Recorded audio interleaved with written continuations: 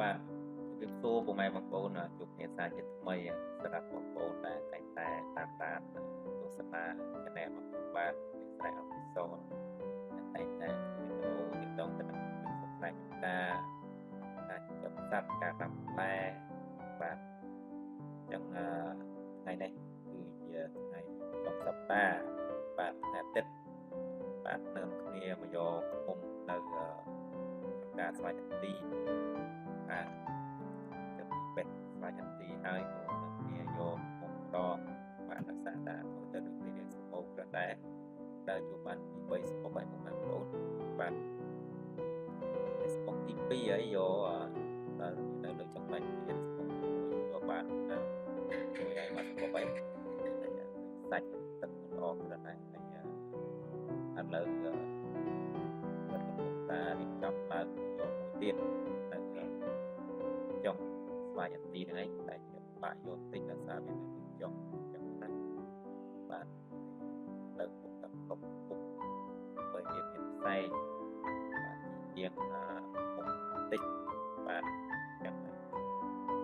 ថាពុកតូចទេយើងទៅប្រសពយើងជាតែមានឯកាជាចឹងណាបាទយើងពុកប្រហែសតែប្រហែសទៅដល់មានគ្រោះថ្នាក់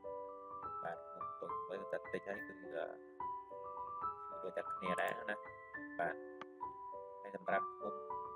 តូចហ្នឹងពេលតិចចឹងវាបាទខ្ញុំផ្លឹបតិចម្ដងដែរដោយសារខ្ញុំយកមានអីទាំងអស់ទឹកកាច់យកម្ដងចឹង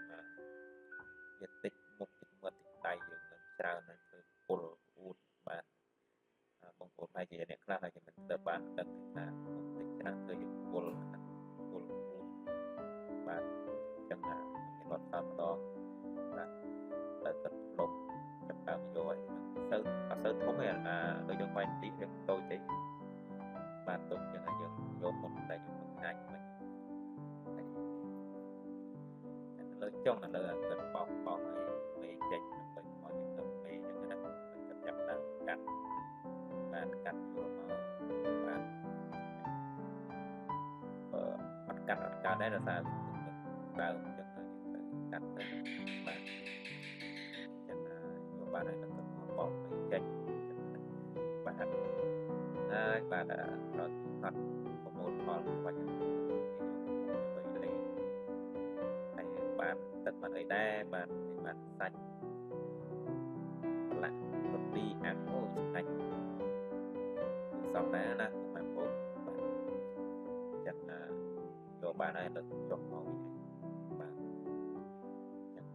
មានអ្នកចាំទទួលពីក្រោមបាទចឹងខ្មុំធំនៅស្រុកខ្ញុំសូវមានទេបាទដាច់ដល់ហើយបាទនៅក្នុងទឹកដូចនេះបាទធំយើងប្រត់ដូចមានណាមុនសម្បូរតាមព្រៃក្រោយជាអីមានបាទមុខទឹកធំៗដល់ទឹកអេអាមុខអេមុខធំក៏វាមានដែរច្រើនឥឡូវដូចជាបាត់អស់ហើយមិនទៅណាអស់ហើយបាទមានតែមុខផ្លិចតូចហ្នឹងឯងបាទប៉ុន្តែចានប៉ុន្តែអីហ្នឹងឯងបាទចឹងឥឡូវបានហើយបាទហើយអត់ទៅជាធំអីប្រហែលនេះតូចទេបាទ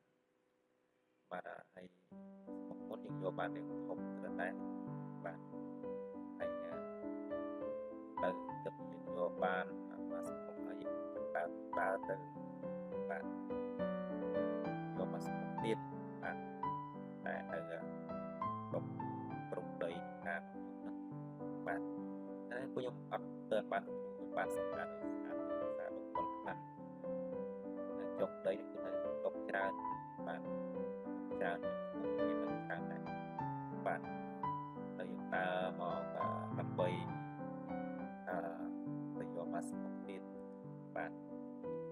ហើយសម្ពុកនេះប្រហែលជាដូចជាធំជាងសម្ពុកទៅទៀតបាទធំជាងហើយ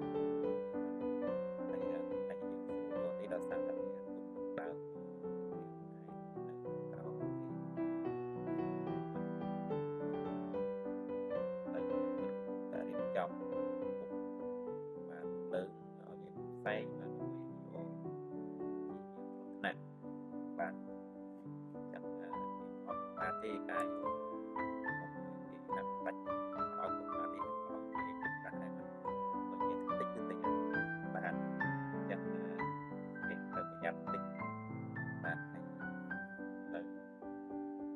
ដើមយកអីយកមកទៀតហើយហើយទឹកបោក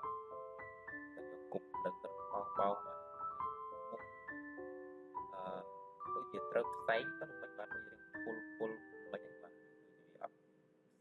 កាចហ្នឹងវាថាវាត្រូវផ្សែងឡើងចេញបាទត្រូវគ្នាជាមួយផ្សែងម្ដងណាបាទដល់ទឹកចាប់ដើមបោក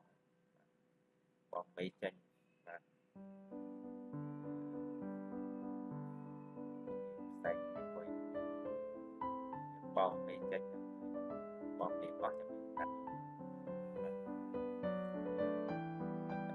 កាត់ហើយកាត់បានហើយបោកមេទៀតដោយសារតែមេនឹងស្បុកនេះដូចជាមេនឹងដូចជាចង់ហើតាណានេះបាទនឹងស្បុកអត់កូនអត់យើងអត់បាទបោកចង់អត់បាទនឹងទុកចិត្តទឹកច្រើនដែរបាទទឹកបោកឲ្យបោកទៀតបោកឲ្យបោកទៀតបើយ៉ាងណាយើងបោកតែអាចដាក់ទៀតដាក់ទៅឆ្នាំ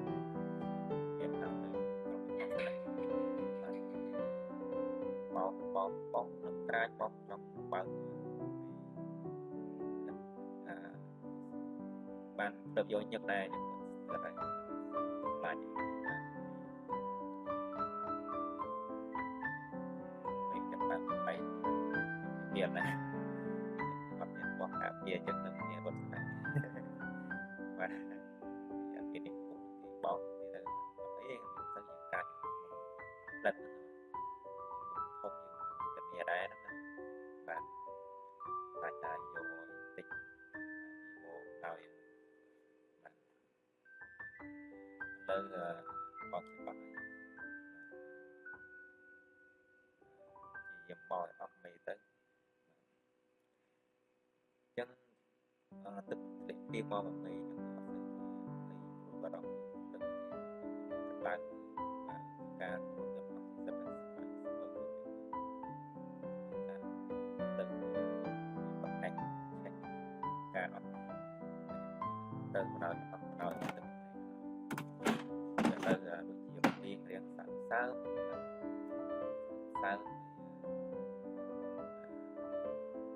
បើឃើញពួកវាសាស